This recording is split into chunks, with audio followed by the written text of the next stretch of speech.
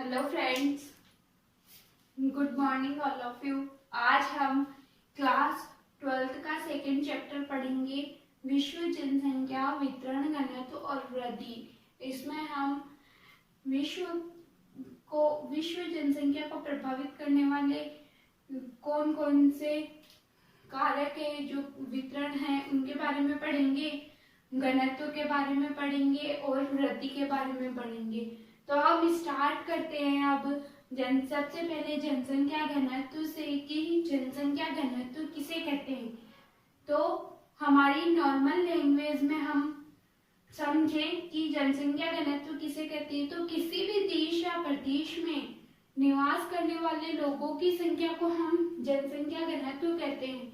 अब हम इसकी बुक के अकॉर्डिंग परिभाषा की बात करें तो प्रत्येक वर्ग किलोमीटर में रहने वाले लोगों की संख्या को जनसंख्या घनत्व कहते हैं। यस, प्रत्येक वर्ग किलोमीटर में रहने वाले लोगों की संख्या जनसंख्या घनत्व कहलाती है। अब हम जनसंख्या कैसे निकालेंगे जनसंख्या घनत्व, तो इसका एक फॉर्मूला है, कुल जनसंख्या बटे हुए कुल क्षेत्रफल। यानी कि जिस देश या प्रदेश में जो लोग निवास कर रहे हैं वहां की कुल जनसंख्या उस देश की और वहां का कुल क्षेत्रफल, यानी कि कितने क्षेत्रफल में कितनी जनसंख्या निवास करती है, उसको हम कुल जनसंख्या की जगह जनसंख्या लिखेंगे, बटे हुए कुल क्षेत्रफल की जगह कुल क्षेत्रफल लिखेंगे, फिर हम हमारा घनत्व निकालेंगे। अब हम बात करते हैं नेक्स्ट, सघन आबाद क्षेत्र किसे कहते हैं। सघन यानी कि भीड़ भड़ाके वाले क्षेत्र और आबाद यानी कि जहाँ लोग रहते हैं। तो जहाँ लोग रहते हैं, भीड़ भड़ाका होता है, उसको सघन आबाद क्षेत्र कहते हैं। इसकी परिभाषा है, विश्व में सघन आबाद क्षेत्र उन क्षेत्रों को कहा जाता है जहाँ की आबादी 200 व्यक्ति प्रति वर्ग किलोमीटर से अधिक हो। यानी कि ऐसे क्षेत्र, पूरे विश्व में ऐसे क्षेत्र जहाँ की आबादी 200 व्यक्ति प्रति वर्ग किलोमीटर से अधिक हो। तो फॉर एग्जाम्पल वो कौन से देश है जहाँ की 200 व्यक्ति प्रति वर्ग किलोमीटर से अधिक आबादी है, तो यूरोप का पश्चिमी भाग जो है और अमेरिका का उत्तरी पूर्वी भाग जो है, यहाँ की 200 व्यक्ति प्रति वर्ग किलोमीटर से अधिक आबादी है। अब हम बात करते हैं जनसंख्या वृद्धि की। जनसंख्या वृद्धि किसे कहते हैं, किसी भी क्षेत्र में एक विशेष समय अवधि के दौरान हुए जनसंख्या में परिवर्तन को जनसंख्या वृद्धि कहते हैं। यानी भी कोई भी क्षेत्र है, उस क्षेत्र में एक विशेष समय अवधि यानी कि एक विशेष समय के दौरान जो भी जनसंख्या में परिवर्तन होता है उसे जनसंख्या वृद्धि कहते हैं। अब ये परिवर्तन धनात्मक और ऋणात्मक भी हो सकता है, माइनस प्लस दोनों में हो सकता है। अब हम नेक्स्ट टॉपिक पढ़ते हैं, जनसंख्या में परिवर्तन के घटक। कि जनसंख्या में परिवर्तन होने के कौन कौन से घटक है, ऐसे कौन से घटक है जिनसे हमें पता चले कि हाँ जनसंख्या में परिवर्तन हो रहा है। सबसे पहले जन्म, यानी कि जब बच्चों का जन्म होता है तो जनसंख्या में बढ़ोतरी होती है। मृत्यु, यानी कि किसी की मृत्यु होती है तो जनसंख्या घटेगी। और नेक्स्ट है प्रवास, इसमें जनसंख्या घटती भी और बढ़ती भी है। प्रवास यानी कि प्रवास का अर्थ होता है कि एक स्थान से दूसरे स्थान पर चले जाना, एक जगह को छोड़ के दूसरी जगह पर चले जाना। तो हम पढ़ते हैं प्रवास के बारे में, तो मनुष्य का एक स्थान से दूसरे स्थान पर चले जाना प्रवास कहलाता है। इनका उद्गम स्थान जहाँ से ये चलते हैं वह उद्गम स्थान कहलाता है, और गंतव्य स्थान जहाँ आगमन करते हैं वह गंतव्य स्थान कहलाता है। तथा प्रवास के कुछ प्रकार है, स्थायी, अस्थायी, मौसमी। ये तीनों भी हो सकते हैं, इन तीनों में से कोई से भी हो सकते हैं।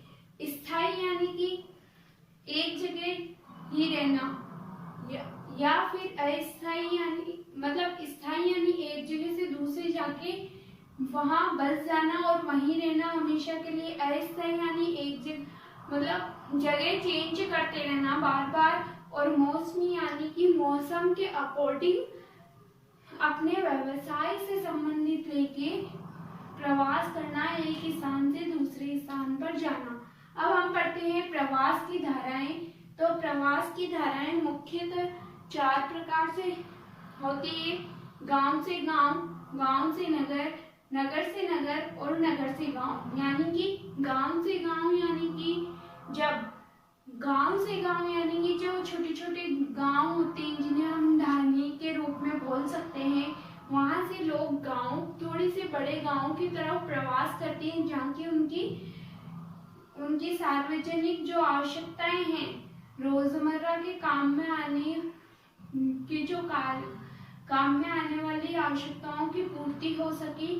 और गांव से नगर यानी कि वह सोचते हैं कि हम थोड़ा अच्छा दिखे, हम थोड़ा अच्छा बने, खुद को खुद में और खुद के व्यवसाय में इम्प्रूव लाने के लिए थोड़ा सा वह नगर की तरफ बढ़ते हैं। और नगर से नगर वाले ये सोचते हैं कि हमारा व्यवसाय और ज्यादा बढ़े, हमें लोग और ज्यादा तरीके से जाने समझे पहचाने। तो नगर के लोग और बड़े नगरों की ओर प्रवास करते हैं।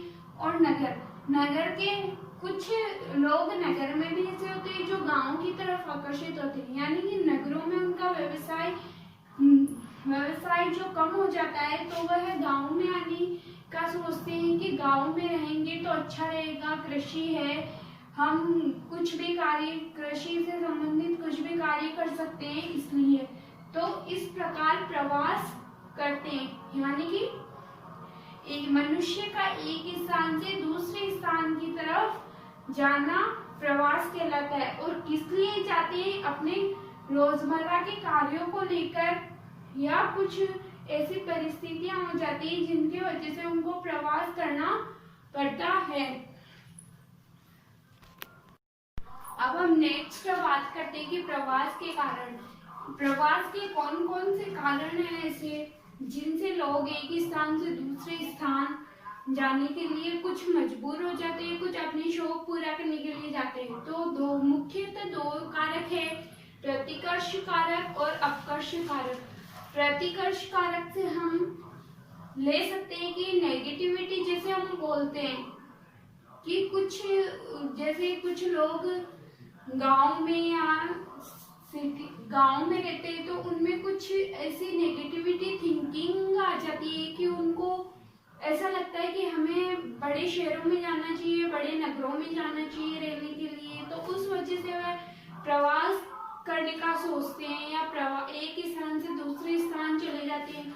और कुछ होते हैं अपकर्ष कारक, यानी कि अपकर्ष कारक यानी पॉजिटिविटी से हम ले सकते हैं कि जो भी हम बेटर हैं, काम कर रहे हैं, जहाँ भी हम बेटर हैं, सब कुछ अच्छा चल रहा है, लेकिन इससे भी ज्यादा कुछ अच्छा चले या हम जो भी कार्य कर रहे हैं उससे और ज्यादा बेटर तरीके से हम कार्य करें, तो उस वजह से वह प्रवास करते हैं, एक स्थान से दूसरे स्थान पर शिफ्ट हो जाते हैं। तो हम सबसे पहले देखते हैं कि प्रतिकर्ष कारक में ऐसी क्या कारण है जिनकी वजह से लोग प्रवास करने का सोचते हैं। तो सबसे पहले बेरोजगारी, कि जो छोटे छोटे गांव में रहते हैं वहाँ केवल कृषि होता है, उसके अलावा कुछ रोजगार नहीं होता है। तो वह सोचते हैं कि हम थोड़े बड़े गांव या बड़ी सिटी में जाएंगे तो हमें वहाँ कुछ रोजगार मिलेगा।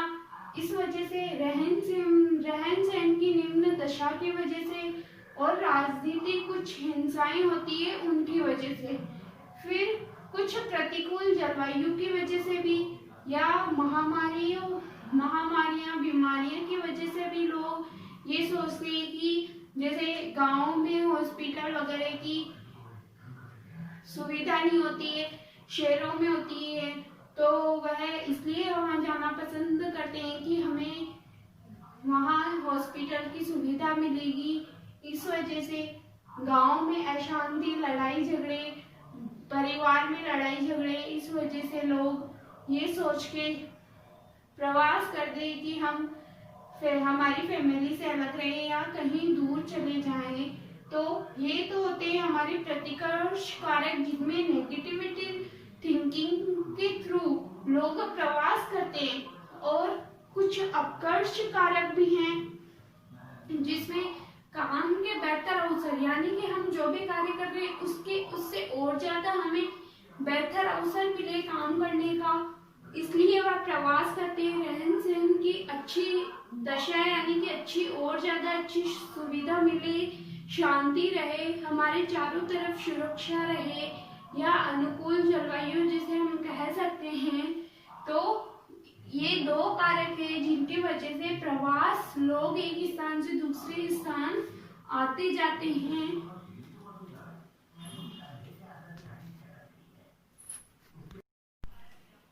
नेक्स्ट हम पढ़ते हैं जनसंख्या वितरण को प्रभावित करने वाले कारक। ये क्वेश्चन हर साल एग्जाम में आता है, हर साल ये क्वेश्चन रिपीट होता है। तो इस चैप्टर का सबसे इम्पोर्टेंट जो हम टॉपिक समझे या क्वेश्चन नहीं माने, तो ये है जनसंख्या वितरण को प्रभावित करने वाले कारक कौन कौन से। जनसंख्या वितरण को प्रभावित करने वाले कारक मुख्यतः दो प्रकार से है या दो रूप से है। फर्स्ट है भौगोलिक कारक और सेकंड है आर्थिक कारक। तो हम सबसे पहले पढ़ते हैं भौगोलिक कारक। तो हम जानते हैं कि भौगोलिक कारक क्या होते हैं, यानी कि प्राकृतिक से संबंधित, हमें भौगोलिक याद नहीं रहे तो हम ये भी लिख सकते हैं प्राकृतिक कारक। तो प्राकृतिक कारक में मुख्य रूप से 3 कारक है, जल की उपलब्धता, भू आकृति और मृदाएं। तो हम सबसे पहले पढ़ते हैं जल की उपलब्धता के बारे में। तो हम पढ़ते हैं कि जल ही जीवन है, अतः लोग ऐसी जगहों पर बसना ज्यादा पसंद करते हैं जहां आसानी से जल उपलब्ध हो, यानी कि हम खाना खाए बगैर रह सकते हैं लेकिन पानी के बगैर नहीं रह सकते। तो इसी प्रकार जल की उपलब्धता, यानी कि जल होना बहुत आवश्यक है, जल की उपलब्धता होना बहुत आवश्यक है। अतः लोग ऐसी जगहों पर ज्यादा रहना पसंद करेंगे जहां जल आसानी से उपलब्ध हो सके, हमें पानी आसानी से मिल सके, ताकि वह अनेक कार्यों में उपयोग हो सके जल का। जैसे कि हम पीने के लिए उपयोग करते हैं, उद्योगों में उपयोग आता है जल का, और कृषि में भी उपयोग आता है। ऐसे बहुत से कार्य हैं जिनमें हमें पानी की जरूरत होती है। नेक्स्ट है भू आकृति। भू आकृति यानी भूमि की आकृति, यानी कि जहाँ हम रहते हैं वह हमारी भूमि, यानी कि भूमि कैसी है। तो लोग ज्यादा रहना ऐसी जगहों पर पसंद करेंगे जहाँ समतल मैदान हो, जहाँ मिट्टी उपजाऊ हो। ऊबड़ खाबड़ पहाड़ी स्थानों पर लोग रहना पसंद नहीं करते, क्योंकि वहाँ जीवन ना तो सरल है और ना ही कृषि योग्य, यानी कि लोग सबसे ज्यादा ऐसे समतल क्षेत्रों की तरफ ज्यादा आकर्षित होते हैं कि वह वहां आराम से रह सके और वहां अपना कृषि कार्य भी कर सके, क्योंकि कृषि कार्य ऊबड़ खाबड़ जमीन पे या पहाड़ी स्थानों पर नहीं होते हैं। समतल मैदानी जो क्षेत्र होते हैं वहां कृषि अच्छी होती है। नेक्स्ट है मृदाएं। लोग वहां रहेंगे जहां मिट्टी में उपजाऊपन होगा, यानी कि लोग हमेशा ऐसे स्थानों पर रहना पसंद करते हैं जहां की मिट्टी उपजाऊ हो, जहां की मिट्टी में खेती आसानी से हो सके और उपजाऊपन हो, जिससे हमें फसल प्राप्त हो सके। सेकंड है हमारा आर्थिक कारक। आर्थिक कारक यानी कि हम मान ले पैसों से संबंधित, कि लोग ज्यादा उन क्षेत्रों की तरफ आकर्षित होते हैं जहां से हमें पैसे कमाने के साधन दिखते हो, यानी कि इसमें भी 3 कारक हैं औद्योगिकीकरण, नगरीकरण और खनिज। औद्योगिक, सबसे पहले हम पढ़ते हैं औद्योगिकीकरण, यानी जिन क्षेत्रों में उद्योग होते हैं वहाँ मजदूर लोगों को काम के अवसर उपलब्ध होते हैं। यानी कि जिन क्षेत्रों में उद्योग होते हैं, जिन गांवों में, जिन शहरों में, बड़े बड़े शहरों में उद्योग क्षेत्र होते हैं वहाँ मजदूरों को बड़े पैमाने पर रोजगार के अवसर उपलब्ध होते हैं। इसलिए जो मजदूर लोग होते हैं वो ज्यादा प्रभावित होते हैं, वह ज्यादा उद्योग क्षेत्रों में कार्य करने के लिए अग्रसर होते हैं। नेक्स्ट है नगरीकरण। नगरों में अधिक लोग बसते हैं क्योंकि वहाँ अच्छी सेवाएं प्राप्त होती है। लोग नगरीय क्षेत्रों में अधिक बसते हैं क्योंकि वहाँ हमें स्वास्थ्य तथा शिक्षा सेवाएं अच्छी प्राप्त हो सके, हमारे जो भी कार्य हैं उन सब कार्य की ही पूर्ति हो सके तथा हमारी शिक्षा में कोई बाधाएं ना आए और हमारा स्वास्थ्य भी अच्छा रहे। इसलिए ज्यादा लोग गांवों से नगरों की तरफ आकर्षित होते हैं। फिर नेक्स्ट है खनिज। जिन क्षेत्रों में अधिक खनिज पाए जाते हैं वहाँ खनन कार्य भी अधिक होता है, तो उस खनन कार्य की वजह से मजदूरों को रोजगार उपलब्ध होता है। इसलिए लोग ज्यादा खनिजों की तरफ भी आकर्षित होते हैं। एग्जाम्पल हम देखें कि सर्वाधिक खनिज उपलब्धता कहाँ की है, तो उड़ीसा की सर्वाधिक खनिज उपलब्धता है। अब हम नेक्स्ट टॉपिक पढ़ते हैं जननांगीय संक्रमण सिद्धांत, जो कि हमारा चैप्टर का लास्ट टॉपिक है और ये थोड़ा बहुत मोस्ट भी है। तो हम समझेंगे कि जननांगीय संक्रमण सिद्धांत क्या है। इसका उपयोग किसी क्षेत्र की जनसंख्या का वर्णन तथा भविष्य की जो जनसंख्या के पूर्वानुमान के लिए किया जाता है। पूर्वानुमान से हम पता कर सकते हैं कि भविष्य की जो जनसंख्या है उनके बारे में कि वह मतलब किस किस अवस्था के लोग होते हैं, कि लोग जो होते हैं वो क्या क्या सोचते हैं, उससे हम पता कर सकते हैं और उसके अनुसार हम योजनाएं बना सकते हैं। इसी प्रकार जननांगीय संक्रमण सिद्धांत को 3 अवस्थाओं में विभक्त किया गया है। प्रथम अवस्था, द्वितीय अवस्था और तृतीय अवस्था। प्रथम अवस्था यानी कि इसमें अविकसित जो लोग होते हैं वह रहते हैं। तो सबसे पहले इनमें तीनों अवस्था में कुछ टॉपिक दिए हुए हैं, तो हम उन टॉपिक के बारे में चर्चा करते हैं कि उच्च जन्म दर व मृत्यु दर होती है, कि जन्म दर और मृत्यु दर। अविकसित जो लोग होते हैं उनमें जन्म दर भी होती है, मतलब जन्म भी होते हैं और मृत्यु भी होती है। ये जनसंख्या धीमी गति से वृद्धि करती है तथा जीवन ये जो लोग होते हैं इनकी जीवन प्रत्याशा बहुत कम होती है और ये खेती कार्य में ज्यादा संलग्न होते हैं, खेती कार्य के लिए ज्यादा संलग्न होते हैं और ये अशिक्षित लोग होते हैं क्योंकि ये अविकसित होते हैं। तो शिक्षा का प्रभाव, या हम कह सकते हैं शिक्षा का ऐसा वातावरण इनको नहीं मिल पाता है। सेकंड आता है हमारा द्वितीय अवस्था। ये विकासशील होते हैं, तो इसमें उच्च प्रजनन, प्रारंभ में उच्च प्रजननशीलता होती है तथा स्वास्थ्य संबंधी सेवाओं में इनमें सुधार होता है। इनको प्रॉपर तरीके से स्वास्थ्य संबंधी सेवाएं मिलती रहती है। कृषि कार्यों के साथ साथ ये अन्य बहुत से कार्य होते हैं जिनमें ये संलग्न होते हैं। उसके बाद हम पढ़ते हैं तृतीय अवस्था, कि ये विकसित, जो जैसे विकसित देश होते हैं वैसे ही ये विकसित होते हैं कि जन्म दर व मृत्यु दर दोनों घट जाती है। यानी कि जन्म दर भी घटती है तो मृत्यु दर भी, जन्म दर बढ़ती है तो मृत्यु दर घटती है, मतलब दोनों में कमी दिखाई देती है।